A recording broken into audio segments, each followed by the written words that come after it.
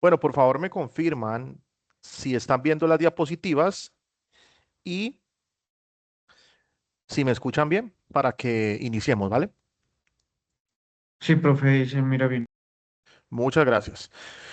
Bueno, el propósito del día de hoy es realizar un CIPAS eh, de la tarea 3. Como ustedes saben, se va a realizar uno por cada tarea y básicamente la finalidad del CIPAS es aterrizar un poco esos conceptos teóricos a un problema de la vida cotidiana o un problema real como tal, ¿ya? Mm, para la tarea 3 hemos decidido realizar un CIPAS acerca de el tema de multiplicadores de Lagrange, que tiene que ver con optimización de funciones sujetas a restricciones, ¿ya? Entonces, el CIPAS de la tarea 3 se denomina decisiones óptimas en el mundo real, multiplicadores de Lagrange. Y bueno, este CIPAS está a cargo mío. Como ustedes saben, el CIPAS puede estar a cargo de cualquier tutor, pero en este caso seré yo quien daré pues la explicación, ¿vale? Entonces, eh,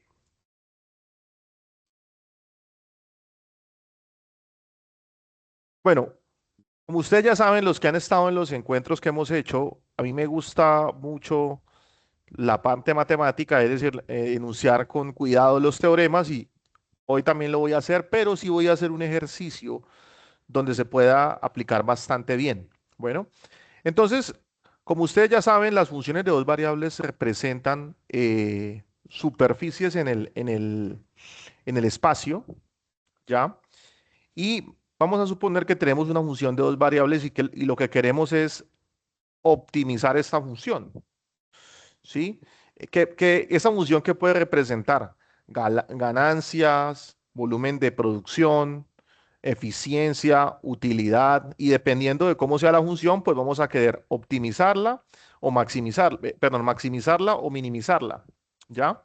Entonces, por supuesto que si es utilidad, lo que quiero es maximizar. Si la función representa costos, pues lo que quiero es minimizar, ¿ya? Todo dependerá pues del contexto como tal, ¿ya? Pero adicional a la función que queremos optimizar, eh, pueda que, digamos, estemos ante una restricción o no, o pueda que no sea una, pueden ser muchas las restricciones. El día de hoy vamos a suponer que tenemos una sola restricción.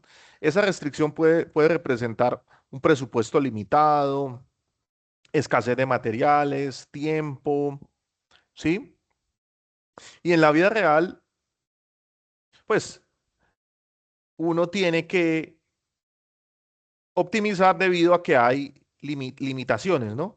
Esa limitación se va a poder representar como una función de dos variables g de x y igual a cero. Claro, si usted tiene presupuesto ilimitado, pues ¿qué sentido tiene optimizar? Si yo voy a, por ejemplo, algo muy común que hacemos, ¿no? Si vamos a comprar el mercado y tenemos presupuesto ilimitado, pues ¿qué necesidad hay de optimizar o de que me salga barato? Lo compro donde sea y ya. Pero si yo tengo un presupuesto limitado, ¿sí? Por decir algo, tengo 300.000 pesos y quiero comprar mercado, yo tengo que buscar un lugar donde yo pueda optimizar eso, ¿no? Entonces, hay una frase que quiero entregar el día de hoy para que no, digamos, tengamos un poco el contexto de esto y es optimizar no es pedir deseos, es negociar con la realidad, ¿ya? Bueno, voy a enunciar primero que todo el teorema de los multiplicadores de Lagrange. Yo sé que esta es una forma muy técnica de presentarlo, pero ahora vamos a aterrizar un poco este teorema, qué significado tiene, cómo lo puedo aplicar. Y sí tengo que decir que este es un teorema bastante fuerte en el sentido de que pues realmente la demostración de este teorema, probar este teorema matemáticamente requiere de ciertos mecanismos sofisticados del cálculo, como por ejemplo es el teorema de la función implícita. Y bueno, ¿qué dice el teorema? Dice, sean f de x, y y g de x funciones con derivadas parciales continuas en un entorno de un punto x0 y sub 0. Supongamos que G evaluado en el punto x0, y0 es igual a cero y que el gradiente de la restricción no es nulo. Es decir, al yo calcular el gradiente de G en el punto dado, es distinto del vector nulo. Si f alcanza un extremo local, ya sea máximo o mínimo en un punto dado, sujeto a la restricción g de xy igual a cero, entonces existe un número real lambda denominado multiplicador de Lagrange, tal que gradiente de f en x0 y0 es igual a lambda veces gradiente de g en x0 y0, lo cual equivale a que se cumplan estas tres ecuaciones, que la derivada parcial de f respecto de x en el punto xy es lambda veces la derivada parcial de g respecto a x en el punto xy. También que la derivada parcial de f respecto de y en el punto xy es lambda veces la derivada parcial de g respecto a y en el punto xy. Y también la restricción, ¿no? Que g de xy es igual a cero. Es decir, esta ecuación, gradiente de f igual a lambda veces gradiente de g, equivale a estas tres ecuaciones. ¿Ya? Ese es el teorema de los multiplicadores de Lagrange para una función de dos variables y una sola restricción. Tengo que decir que este teorema puede ser más general, puede ser para n variables y pueden haber m restricciones, y es un teorema bastante fuerte, digámoslo así. En los problemas cotidianos usted no va a tener una sola restricción, va a tener muchas restricciones, pero para propósito de nuestra charla del día de hoy, pues vamos a suponer que es una sola. Bueno, también hay otra forma de yo presentar el teorema.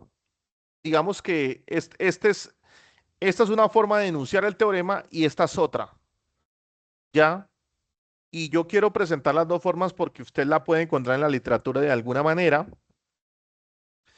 y ya verá usted cuál de las dos formas aplica para su ejercicio como tal. De todas formas, hay que decir que son equivalentes, ¿no? Las dos presentaciones son equivalentes. Entonces lo voy a leer de la otra forma. Sean y fije funciones continuas con derivadas parciales continuas en un punto dado, en un entorno del punto, perdón, tal que la restricción en ese punto es cero y que el gradiente de la restricción en el punto es distinto del vector nulo.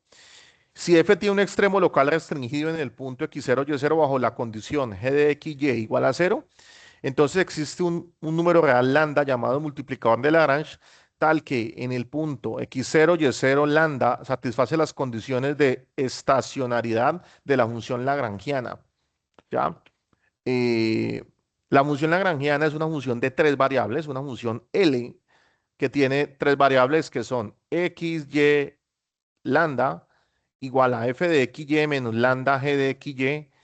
Y lo que quiere decir es que si la función lagrangiana tiene un punto estacionario en el punto x0, y0, lambda 0, quiere decir que las derivadas parciales de la función lagrangiana, las tres, van a ser cero, ¿ya? Entonces, en algunos textos se suele definir el lagrangiano de esta forma, pero va a ser equivalente, digamos, presentarlo así o como estas tres ecuaciones o simplemente esta ecuación que está acá, ¿ya? Eh, bueno, el teorema es bastante técnico, ¿sí? Y, y yo sí quisiera, eh, perdónenme, acá yo busco, yo comento algo. Ah, bueno,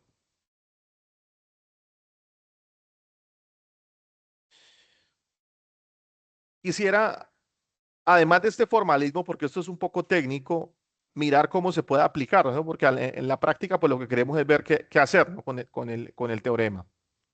Entonces, aquí hay como un algoritmo operativo de cuatro pasos para saber qué es lo que hay que hacer relativamente. Entonces, lo primero es usted identificar la función objetivo. La función objetivo es la función f de x, y, que es la que usted quiere optimizar, ya sea maximizar o minimizar. Y va a haber una restricción que se identifica como una función g de x, y que está igualada a cero. ¿Sí? Lo segundo es construir la ecuación, el lagrangiano, ¿no? Lagrangiano es la función L de x, y, lambda, que es de tres variables, definirla, que se define a partir de estas dos, ¿cierto? Y lo tercero es plantear un sistema de ecuaciones que se obtiene mediante las derivadas parciales del lagrangiano. Derivar parcialmente L respecto a X igualar a cero, derivar parcialmente de L respecto a Y igual a cero y derivar parcialmente de L respecto a lambda igualar a cero. Ya, eso me va a dar un sistema de tres ecuaciones. eh, Pueden ser tres incógnitas. Hay que decir que ese sistema puede ser un sistema lineal, o sea, un sistema de ecuaciones lineales, o puede ser un sistema de ecuaciones donde hay cuadrados o cubos. Y la verdad es que ese sistema de ecuaciones puede llegar a ser una pesadilla, literal, o sea, que no hay un método sencillo para resolverlo. Pero en las aplicaciones básicas sí vas a poder hacerlo, ya sea utilizando, por ejemplo, eliminación de Gauss-Jordan, que es elementos del álgebra lineal, o simplemente despeje de ecuaciones, despejo X en función de Y, despejo la variable lambda, sustituye en otra ecuación, lo que se llama despejar y sustituir, ¿ya? Y de esa manera encontrar los puntos críticos y evaluar los valores extremos, ¿ya? Eso es lo que toca hacer. ¿Ya? Entonces, lo primero que voy a hacer es presentar un ejemplo matemático muy sencillito y su interpretación geométrica, solamente como para ilustrar cómo es el paso a paso. Y luego vamos a hacer un ejemplo de aplicación que es realmente el propósito de este encuentro. Entonces, voy a mirarlo aquí muy rápidamente. Objetivo. Hallar los valores x y y que maximizan o minimizan la función f de x, y igual a x más y sujeta a la restricción x cuadrado más y cuadrado igual a 1, ¿cierto? Entonces el ejercicio es encontrar el máximo y el mínimo. Bueno, aquí por ejemplo vamos a mirar el máximo de esta función sujeto a la restricción g de x y igual a x cuadrado más y cuadrado menos 1 igual a 0. Siempre la ecuación de esta ecuación uno hace un despeje y digamos que lo que me queda igualado a 0 es la función g. En este caso, como es x cuadrado más y cuadrado igual a 1, este 1 pasa a restar y me quedaría la función g de x y igual a x cuadrado más y cuadrado menos 1 igualado a 0. ¿Ya? Eh, Esto es lo que usted debe hacer. Lo primero que todo es decir que lambda es un multiplicador, ¿cierto? Y aplicar la ecuación que se tiene en el multiplicador de Lagrange, ¿cierto? Recuerde lo que dice el teorema. El teorema lo que dice simplemente es que si usted define el lagrangiano de esta forma, ¿cierto? Y si usted ya sabe que, digamos, el g en x0 y0 es cero y el gradiente de g es distinto del vector nulo, si la función tiene un extremo local restringido en este punto, digamos, entonces esta función debe tener un punto estacionario en x0, y0, lambda, lambda, ¿cierto? Eso básicamente lo que me va a dar es un, qué es lo que va a pasar? Yo voy a plantear esta ecuación, me va a quedar un sistema de ecuaciones, con ese sistema de ecuaciones yo voy a hacer unos despejes, voy a obtener unos puntos y en esos puntos van a ser candidatos para alcanzar el máximo o el mínimo de la función y tengo que identificar dónde puedo yo saber cuál es el máximo o el mínimo de esa función. ¿Ya? Vamos a ver rápidamente. Entonces, por ejemplo, la ecuación, el teorema de los multiplicadores de Lagrange, si usted lo quiere resumir en una sola ecuación, si usted quiere puede decir, digamos así me lo aprendí yo, el teorema de los multiplicadores de Lagrange básicamente se reduce en esta ecuación. Gradiente de f igual a lambda gradiente de g. Note que esa es una ecuación vectorial, ¿no? Esto es un vector y esto es un escalar multiplicado por un vector. Esta ecuación vectorial equivale a estas tres ecuaciones. Entonces, derivada parcial de f respecto de x debe ser igual a lambda veces derivada parcial de g respecto de x, derivada parcial de f respecto a y, lambda veces la derivada parcial de g respecto a y g de x y debe ser igual a cero. Vamos a ver. Si f de x y es x más y, la derivada parcial de esta función x más y respecto a x es derivada de x es 1 y derivada de y es 0, por lo tanto la derivada parcial de f respecto de x es 1. También la derivada parcial de f respecto de y es 1, porque pues la derivada de x es 0 y la derivada de y es 1. Ahora, si yo tomo esta función, considero esta función g de x, y como x cuadrado más y cuadrado menos 1, la derivada respecto a x de x cuadrado es 2x, ¿cierto? Respecto de x y respecto de y es 2y, la derivada de menos 1 es 0. Estas son las derivadas parciales pues, de ambas funciones. Planteo entonces esta primera ecuación es uno igual a lambda por 2x, la segunda ecuación es uno igual a lambda por 2y y la tercera ecuación siempre será la restricción, que es esta que está acá. Entonces, como le digo, una vez usted hace esas derivadas parciales e iguala, le va a quedar un sistema de ecuaciones. En este caso, será nuestro sistema. Ahora, a partir de este momento, usted va a estar solo. ¿En qué sentido? Usted va a tener que, de alguna manera, darse ciertas mañas para poder resolverlo. Y cuando digo darse ciertas mañas es literal eso, porque no hay un camino que le diga usted tiene que hacer tal cosa, tal otra, no. Usted con la astucia que tiene, digamos, o el conocimiento algebraico debe poder, de alguna manera, manipular esas tres ecuaciones para poder hacer un despeje conveniente y obtener los puntos críticos. Vamos a ver. Entonces, aquí por fortuna ese sistema es bastante manejable. Entonces, por ejemplo, yo de la primera ecuación puedo hacer un despeje. Lambda es igual a 1/2x, ¿cierto? Digamos, este 2x lo paso a dividir y me queda la primera ecuación. También de la segunda ecuación, lambda queda 1/2y. Y como pues lambda es 1/2x y lambda es 1/2y, me queda que 1/2x equivale a 1/2y. De esta ecuación es fácil despejar, paso a multiplicar a ambos lados y queda entonces que x es igual a y. Es decir, de estas dos primeras ecuaciones yo lo que deduzco es que x es igual a y. Ahora, como tengo que x es igual a y y en la tercera ecuación dice que x cuadrado más y cuadrado es igual a 1, yo puedo reemplazar x por y y me va a quedar entonces x cuadrado más x cuadrado igual a 1 y finalmente será 2x cuadrado igual a 1. Este 2 pasa a dividir y yo puedo extraer raíz cuadrada a ambos lados y la ecuación cuadrática va a tener dos soluciones. Va a ser 1 más raíz de 2. Recuerden que este 2 está dividiendo, queda un medio, x cuadrado igual a un medio.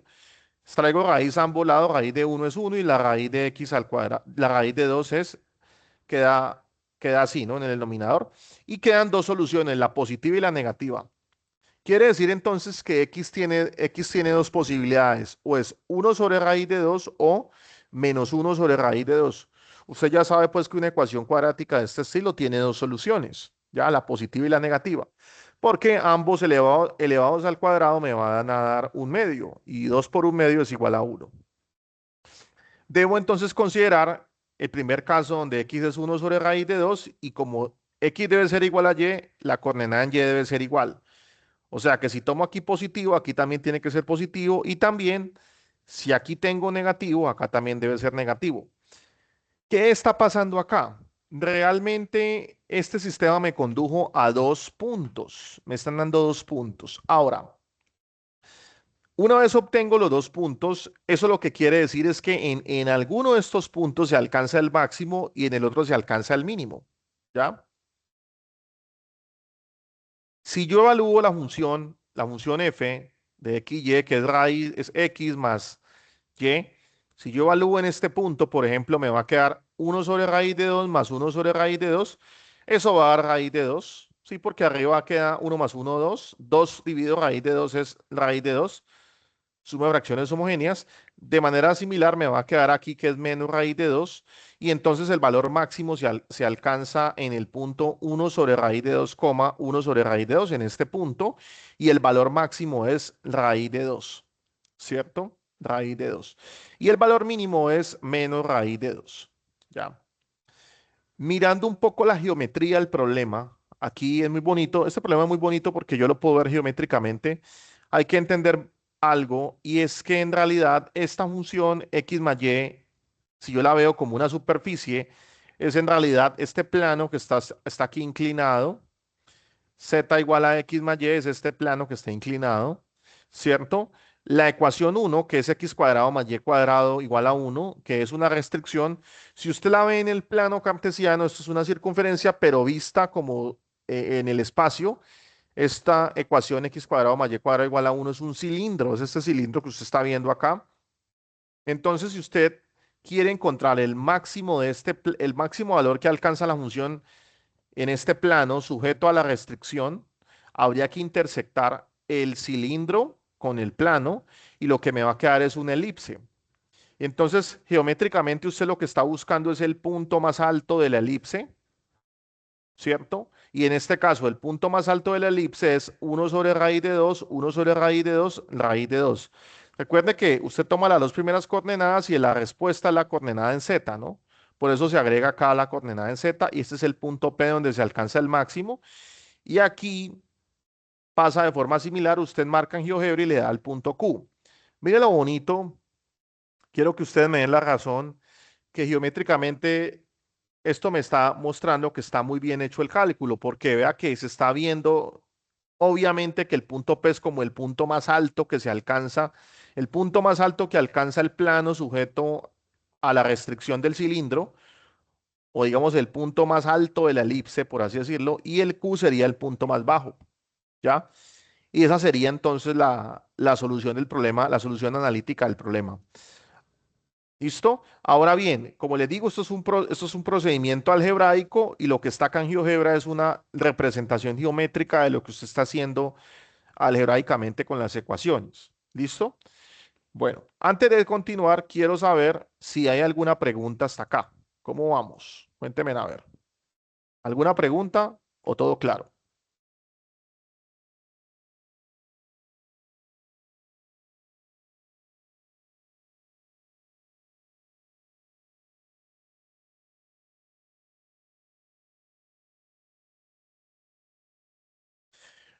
Bueno, ahora, en la tarea usted debe hacer algo similar, usted debe plantear, claro, en la tarea se da un contexto, se da como un problemito, usted debe a partir del contexto identificar la función a optimizar y la restricción.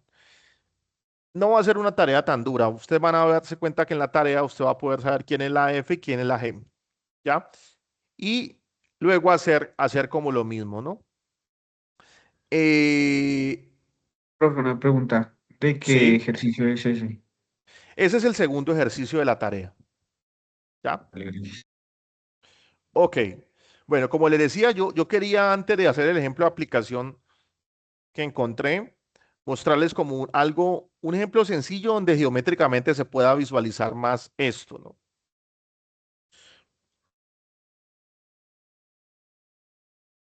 A continuación, vamos a pasar a a un ejemplo ya de aplicación, que esta es la finalidad de este CIPAS, ¿no? Eh, bueno, aquí está el ejercicio. Dice ejemplo, asignación óptima de inversión tecnológica. Bueno, una empresa de software planea invertir un presupuesto total de 120 millones en dos frentes estratégicos. Primero, X representa la automatización mediante la inteligencia artificial, ¿sí? Invertir dinero en automatización e inteligencia artificial. Y Y, ciberseguridad y protección de datos. Cada unidad monetaria invertida genera una utilidad marginal decreciente modelada por una función. Digamos que el yo invertir este dinero en estos dos frentes, digamos, en la automatización y en la ciberseguridad, me va a generar una función de utilidad. Esa función de utilidad es U de X, Y igual a 10 por X a la 0.6 por Y a la 0.4, ¿cierto? Y obviamente el presupuesto está limitado por esta ecuación, X más Y igual a 120. Primera pregunta. Les voy a hacer dos preguntas. Bueno, la primera pregunta es ¿por qué la restricción es X más Y igual a 120? ¿Quién me dice por qué? Quiero que alguien me diga, por favor.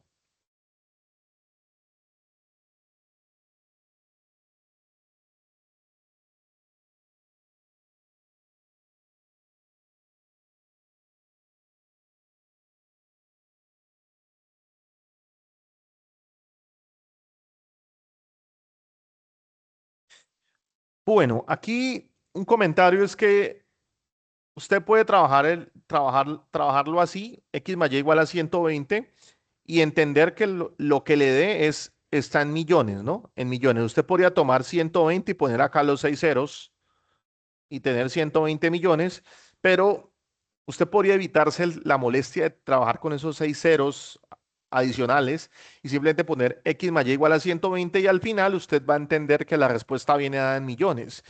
Y claro, es muy clara que esa tiene que ser la restricción porque el dinero que tiene, el presupuesto que hay son 120 millones.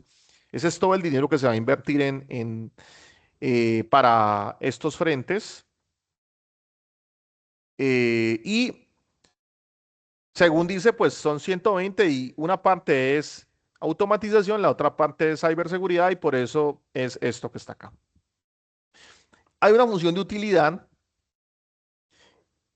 y el objetivo es determinar cómo distribuir la inversión para maximizar la utilidad total esperada. Aquí lo que se quiere es maximizar la utilidad, la función utilidad, ¿cierto? Una pregunta que puede surgir, que a mí me surge, por ejemplo, en ese momento es, ¿cómo obtienen la función de utilidad? Bueno, ya el tema de cómo obtener la función, cómo plasmar la función utilidad o cómo plantear la función, por ejemplo, de costo, eso ya tiene que ver más con un curso de modelación como tal. Acá, por supuesto, vamos a suponer que esta es la función de utilidad, ¿cierto? Digamos que hay unos ciertos modelos que ya están establecidos en economía y digamos que la función utilidad tiene esta forma, 10 por x a la 0,6 y a la 0,4, ¿ya? Y lo que se quiere es maximizar la utilidad invirtiendo correctamente, digamos, 120 millones, una parte en automatización y en ciberseguridad. ¿Qué es lo que usted quiere? Por ejemplo, solo por darles un ejemplito, si yo invierto 100 millones en automatización y 20 millones en ciberseguridad, ¿cuánto, cómo queda la utilidad? Esa es la pregunta. O si invierto 60 y 60 o 50 y 70, entonces la forma es cómo debo yo invertir mi dinero para poder que esa función utilidad sea lo más grande posible. ¿Ya? Como pueden ver ustedes, esto es un problema de aplicación. ¿Ya? ¿Qué vamos a hacer entonces? Vamos a plantearlo de la segunda forma. Ah, bueno, está muy claro pues que esta es la función utilidad, la función optimizar, la función será x más y menos 120 igual a cero, la restricción, esa sería la g. En este caso la f es la u, por la u de utilidad, y la g, la restricción será x más y igual a 120. De todas formas, para usted evitar llamar f y g, hay una forma esquemática muy bonita y es usted definir el lagrangiano. El lagrangiano es una sola función de tres variables que me abarca totalmente toda la expresión. Primero que todo, me pone la función f o la u, la función de optimizar, el multiplicador de Lagrange y luego la restricción, 120 menos x menos y igual a cero, ¿cierto? Esta es la función a optimizar, ¿sí? O podría tomar si quiere x más y menos 120, como sea va a dar lo mismo, ¿no? Y lo que hace después es hallar la derivada parcial respecto de x igualar a cero, la derivada parcial del lagrangiano respecto de y igualar a cero, y la derivada parcial del lagrangiano respecto a lambda igualada a cero. Hay que entender, por ejemplo, si yo derivo parcialmente respecto a x, y es constante. Si derivo respecto a x, este 10 multiplica por este 0,6, o sea, este exponente baja a multiplicar, es un coeficiente, y a 0,6 le voy a restar 1, ley de la multiplicación de la derivada, y te va a quedar exponente negativo, menos 0,4. Y queda tal cual porque es como si fuera un coeficiente.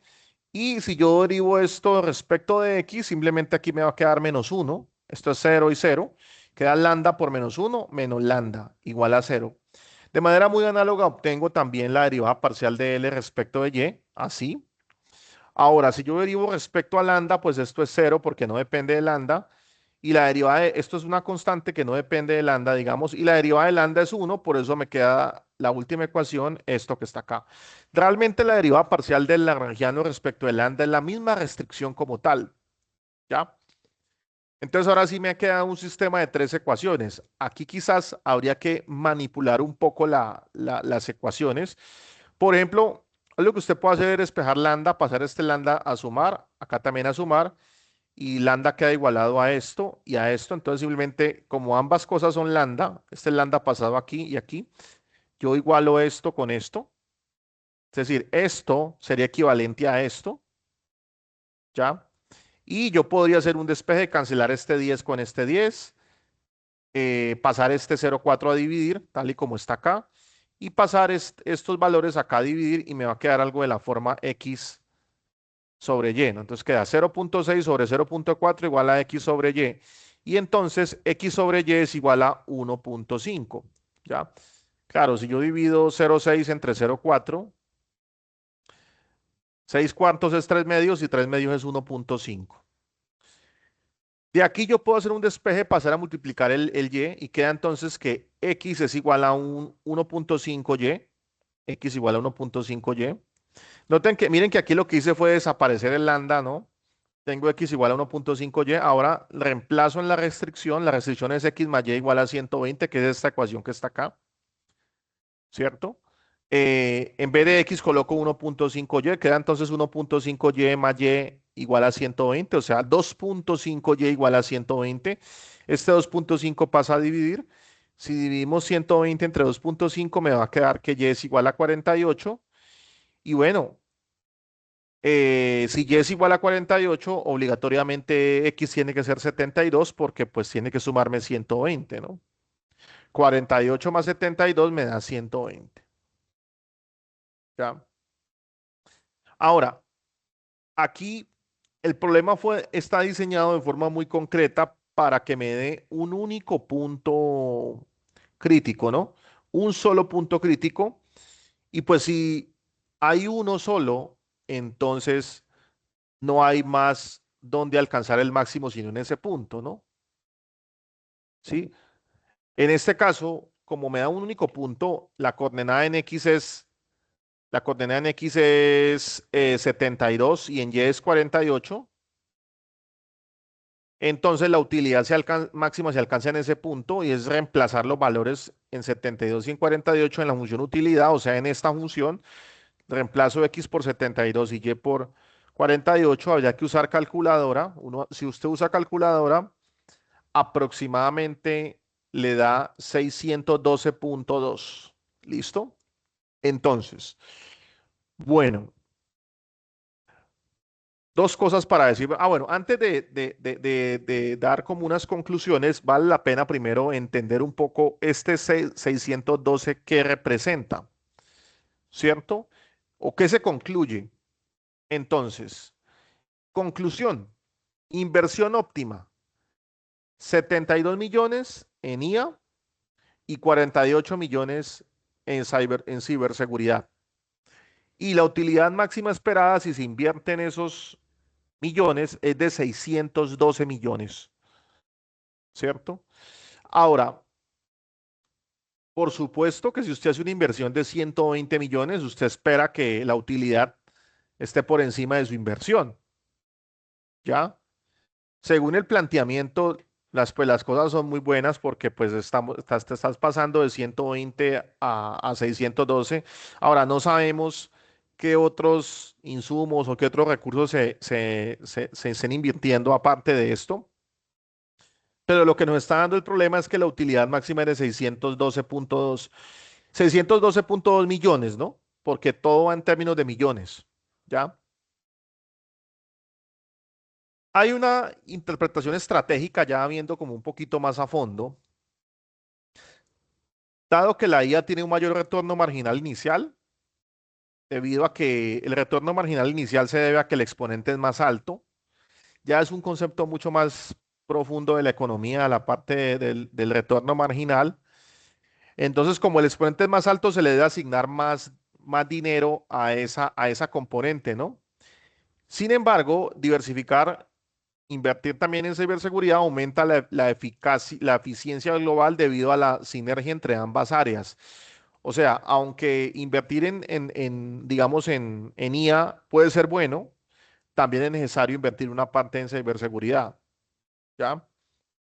Eh, Y de esta manera el método de Lagrange permite equilibrar rendimiento y restricción presupuestaria, optimizando la utilidad empresarial ya. Este es un ejemplo muy bonito, digamos, de cómo aplicar esto, ¿no? Mm, bueno, Profe, tengo una pregunta. ajá, adelante, sí. Profe, sí, o sea, yo hasta ahora entiendo muy bien, digamos, el objetivo del método para, o sea, de acuerdo al ejercicio, entiendo muy bien buscar como la eficiencia en la inversión, pero lo que no entiendo, o también me queda la duda, es de dónde se basa o de dónde se origina pues la función, de dónde nace esa función, es Esta exactamente función, U, la de utilidad, de ajá. estas. Sí, señor, de esas dos variables de utilidad. O sea, ¿de dónde nace, de dónde se basa para definir que Bueno, esa es la función que debemos usar esa para... es una, Sí, señor. esa es una buena pregunta y no le voy a poder dar una respuesta, digamos, satisfactoria, ¿no? Eh, realmente hay, hay unos ciertos modelos que permiten plantear, digamos, funciones como tal, ¿no? Es decir, ahí habría que entrar a mirar un poco el tema de modelación matemática, ¿no? Casi siempre esos modelos, esas funciones que se obtienen de, digamos, de población, utilidad, costo, no sé, por ejemplo, temperatura, bueno, ese tipo de funciones, todo eso proviene de las ecuaciones diferenciales, ¿ya? Eh, Usted, por ejemplo, en el curso de ecuaciones diferenciales, usted aprende un poco a obtener esas funciones, pero ya tiene que ver más con un tema de modelación. Digamos, aquí simplemente usted tiene que tener, digamos, claro cuál es su función a optimizar y su restricción. ¿Ya? Pero no hay una manera sencilla de usted obtener una función, la función a optimizar, usted se la tienen que dar, o el contexto se la da, o le tienen que decir, vea, la función a optimizar es esta como tal. Ahora, si la pregunta es, ¿cómo obtengo esa función? Ya tienes que entrar un poco a un curso de modelación y entender un poco más de dónde provienen esas funciones a optimizar. Y como te digo, la respuesta está principalmente en las ecuaciones diferenciales. Las ecuaciones diferenciales permiten, por ejemplo, plantear, obtener como esas funciones. Por ejemplo, solo por darte un ejemplo, si usted tiene un modelo poblacional, usted quiere entender cómo se comporta la población, hay una ecuación diferencial para la población. Usted resuelve la ecuación diferencial separando variables y a partir de eso, si usted obtiene la función de población, ¿ya? Pero eso ya depende exclusivamente de otras cosas un poco más profundas que no tienen que ver con el ejercicio como tal. Entonces, una condición importante es tiene usted que tener a priori la función que quiere optimizar como tal. Ya. Mejor dicho, hay, como quien dice, hay una especie de trampa, ¿no? Hay una especie de trampa, ¿sí? Pero claro que la trampa es porque desconozco cómo la obtengo, pero no es que esté mal, ¿no? Sino que simplemente hay algo detrás muy profundo que permite obtener esa función de utilidad. Ya, ¿vale? No sé si tienes de pronto otra pregunta o está claro. Listo, profe, no, en realidad lo demás sí lo entendí bien. O sea, la función y la restricción, yo sé cómo se maneja y cuál es el paso a paso y cuál es el despeje y todo, es para encontrar pues la variable y la Z y encontrar pues cómo ser más eficiente. En este caso, pues en este ejemplo, cómo encontrar dónde invertir más dinero para buscar mayor ganancia y también proteger, ¿no? Proteger como la ganancia y todo lo que se está invirtiendo. Pero sí, sí me quedaba esa duda porque dije, no, pues claro, toca uno entrar ya a investigar otros temas, pero aparte de la matemática, en este caso sería, no sé, economía o de administraciones, no sé, para encontrar esas funciones, porque pues sí es importante eso, uno invierte en todas las empresas o en la misma casa. Entonces sí, quería como saber eso nomás. Gracias, profe. Ok, bueno, debido a su pregunta, que obviamente pues también es una pregunta natural, por cierto, ¿no? También tengo otro ejemplito acá donde quizás sí se puede entender un poco más de dónde proviene la función de la función optimizar. Vamos a ver.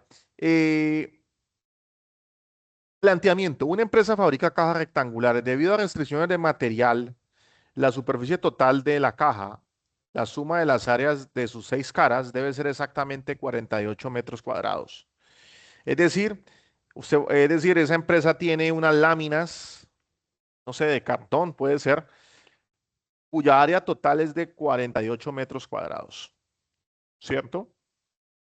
Queremos encontrar las dimensiones de la caja que maximicen su volumen, asumiendo que la caja tiene una base cuadrada, ¿cierto? Vamos a suponer que la base es cuadrada esta es la base, digamos, de la caja.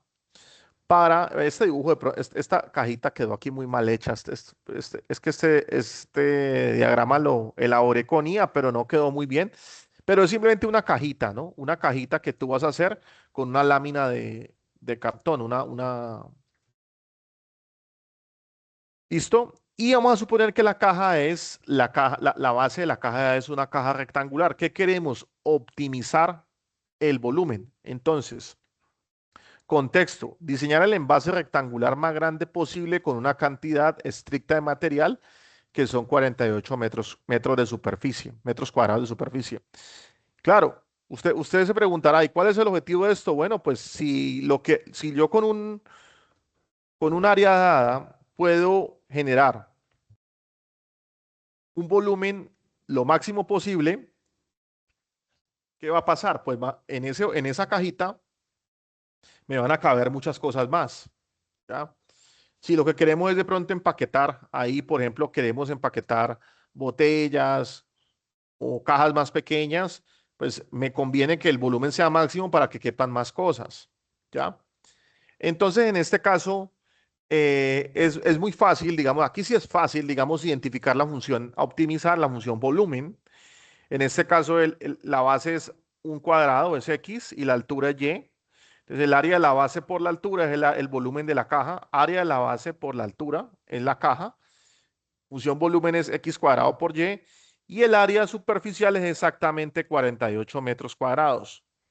Entonces, la cajita tiene dos tapas, la de abajo y la de arriba.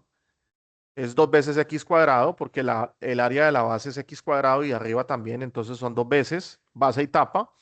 Y las caras laterales, que es, digamos, X, es este valor de acá, X por y como son 4 entonces es 4XY. Y entonces 2X cuadrado más 4XY debe darme igual a 48. Y simplemente yo acomodando un poco la ecuación, 2X cuadrado más 4XY igual a 48 dividiendo entre 2 me queda entonces X cuadrado más 2XY menos 24 igual a 0. Realmente la restricción es, se reduce a una ecuación cuadrática, ¿ya? Ahora sí, ¿cómo sería entonces? La función objetivo es esta, ¿cierto? Volumen XY es el que quiero yo optimizar. Y la restricción es esta, que es esta función igualada a cero, digamos. Hago nuevamente el proceso algebraico, gradiente de f igual a lambda gradiente de g. Me quedan tres ecuaciones, digamos, la derivada parcial de f es esta, la de y es esta, la derivada de g respecto a x es esta y la de g respecto a y es esta. Me quedan las tres ecuaciones, las dos ecuaciones, las derivadas parciales respecto a la de x igual a lambda veces respecto a x, la de g, esta es f y esta es g, digamos, las derivadas parciales, y me van a quedar estas tres ecuaciones. Las dos primeras de estas derivadas parciales igualadas a estas dos, perdón, estas dos igualadas acá, con el lambda de multiplicador, multiplicando, digamos. ¿Y por qué se llama multiplicador de Lagrange? Porque el lambda está multiplicando, siempre multiplica la otra derivada parcial. Y esta que está abajo sería la restricción, que tiene que ver con el área superficial. Ya usted tiene que acomodar estas tres ecuaciones, manipularlas, hacer un despeje. Aquí se muestra un poco más detalle. Aquí por ejemplo, aquí hay que ensuciarse un poco más las manos para resolver esta ecuación. Usted tiene que hacer un despeje acá un poquito más fino, digamos, tiene que ser un poquito más fino a la hora de hacer sus cálculos y reemplaza, esta es la parte dura del problema como tal, ¿no? La parte, esa es como la parte oscura del método, ¿no? Que él te dice, ¿qué debes hacer? pero en el momento, eso es como cuando usted le dicen, vea, yo estoy buscando, eh, pero usted le dicen, por ejemplo, yo quiero ir yo estoy, por ejemplo, quiero ir a la cima de la montaña. Entonces, no, pues vea, usted tome este camino, cruce el río y después de 2 horas de caminata llega a la cima de la montaña. Usted le están diciendo qué tiene que hacer, pero no le dicen cómo hacerlo, si lo hace a pie o tiene que ir a caballo, o qué se puede usted encontrar en el camino, qué dificultades puede usted tener. Entonces, básicamente, la parte oscura de esto es tener que manipular este sistema de ecuaciones, ¿ya? Y no hay un método como tal para hacerlo. Bueno, si usted de pronto sabe un poco de ecuaciones lineales, tal vez el método de Gauss le puede servir. Pero aquí, digamos, como la restricción es, digamos, medianamente decente, o sea, es una ecuación cuadrática, usted va a poder trabajar. Tengo que decir que si la restricción fuera una ecuación cúbica, esto fuera una cúbica, ya usted está en problemas, se lo digo, en problemas para poder hacer eso, ¿no? Tendrías que usar el computador para tratar de estimar esos máximos. Bueno, aquí les dejo a ustedes de lectura que revisen un poco esto. El caso es que me está dando que y es igual a x igual a 2 raíz de 2, ¿cierto? Y me está dando entonces que en este caso el lado de la base es este y el lado de la altura es este. Quiere decir que la caja que me optimiza el volumen es una caja cúbica, que ese es un cubo perfecto, digamos, donde x es igual a y.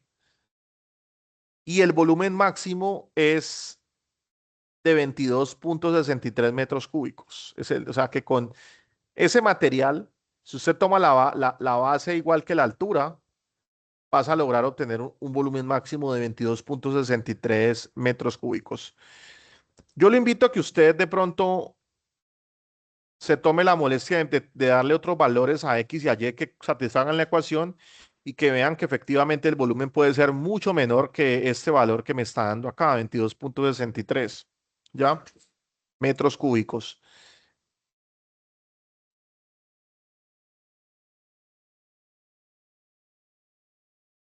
Aquí hay una interpretación del multiplicador, esto es un poquito más profundo, digamos, usted puede hacer por medio del despeje, encontrar, digamos, este valor que está acá, este multiplicador de Lagrange, el multiplicador vale raíz de 2, aproximadamente 1,41. Dice, esto indica que si la superficie total aumentara en 1 metro cuadrado a 49 metros cuadrados, el volumen máximo aumentaría aproximadamente en 1,41 metros cúbicos. El multiplicador lambda representa la tasa marginal de cambio del volumen máximo respecto a la restricción de la superficie. ¿Sí? Bueno, el volumen en realidad es 16 raíz de 2, ¿no? 16 raíz de 2, pero se aproxima a 22,63. Este es otro ejemplito del método de Lagrange. Y bueno, eso es lo que les quería compartir a ustedes el día de hoy. ¿Ya? Eh, bueno, les quería comentar una cosa adicional. Esperen, yo busco acá. Déjenme, yo busco acá.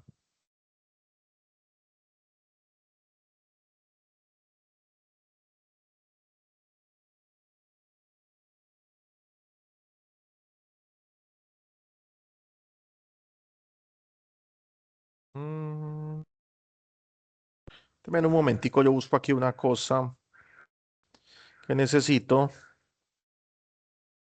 para mostrarles.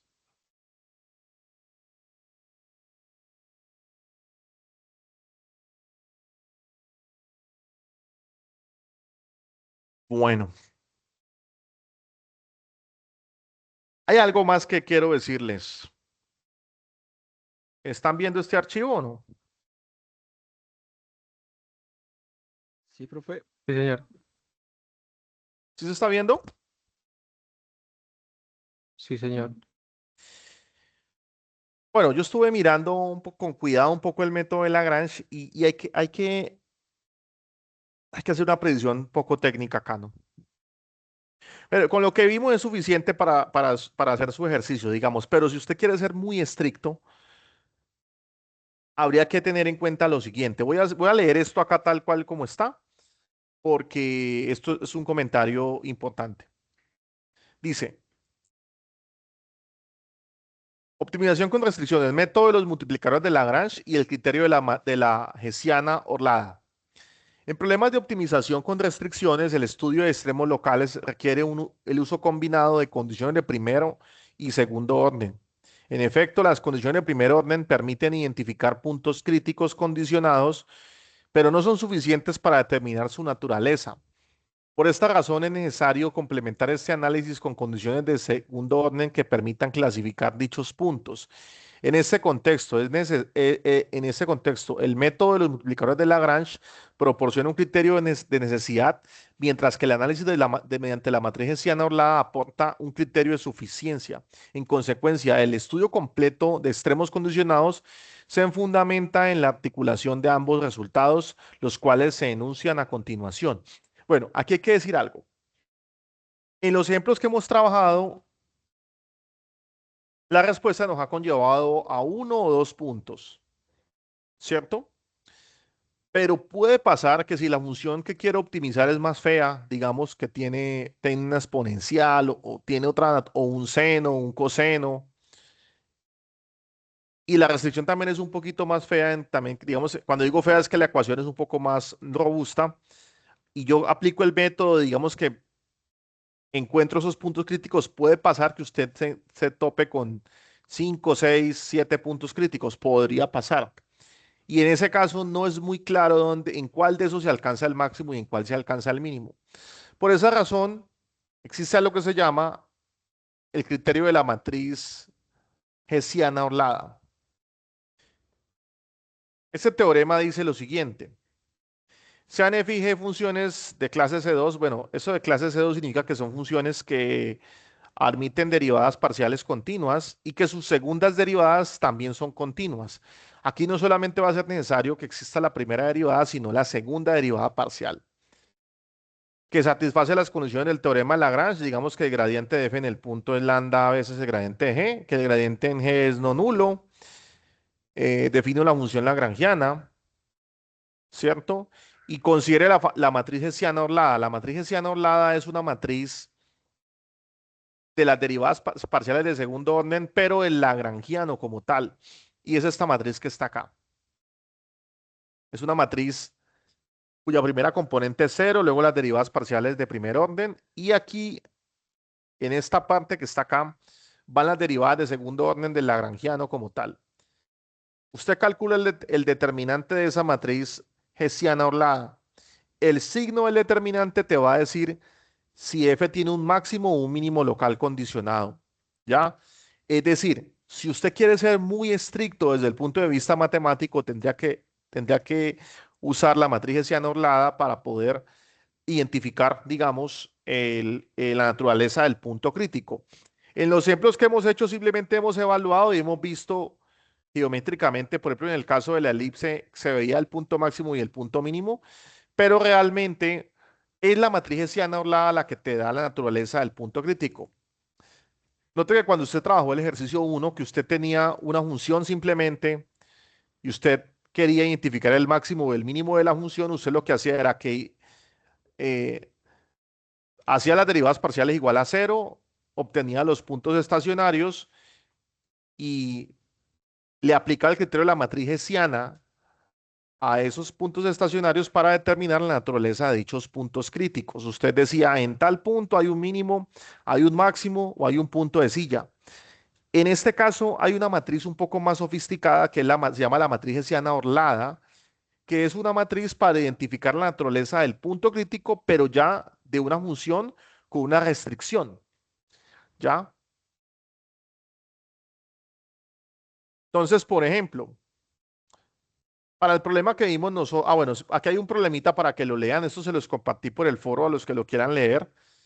Si yo tengo una función y quiero optimizar la función, hago mi cálculo, me queda un punto crítico, me da ese punto crítico, calculo la matriz hessiana orlada, le hallo el determinante a la matriz hessiana orlada, ese determinante efectivamente me está dando negativo y el signo negativo ya me está diciendo exactamente que en ese punto se alcanza un mínimo, ¿ya? Aquí está, digamos, dependiendo del signo de la matriz hessiana, del determinante de la matriz hessiana orlada. Esto es un poco más profundo, pero esto es como cuando hay un montón de puntos y usted quiere saber eh, dónde se alcanza el máximo y el mínimo sujeto a esa restricción. Y digamos que esto ya tiene que ver más con rigor matemático. Digamos, en la tarea no tiene que hacerlo estrictamente, no se va a pedir, pero matemáticamente usted debería aplicar este teorema, ¿ya? Este teorema 2 para poder tener un criterio de suficiencia como tal, ¿ya? Pero eso sería ir un poquito más lejos de lo que pide el curso como tal. Pero aquí les dejo, les voy a enviar este archivo para que lo lean y puedan, digamos, tener presente estos detalles un poco más teóricos como tal. Bueno, eso es lo que les quería comentar. No sé si tienen alguna pregunta. Les agradezco mucho por la asistencia. Eh, bueno, detengo la grabación antes de las preguntas para que no quede tan largo, ¿vale? Dejamos la grabación.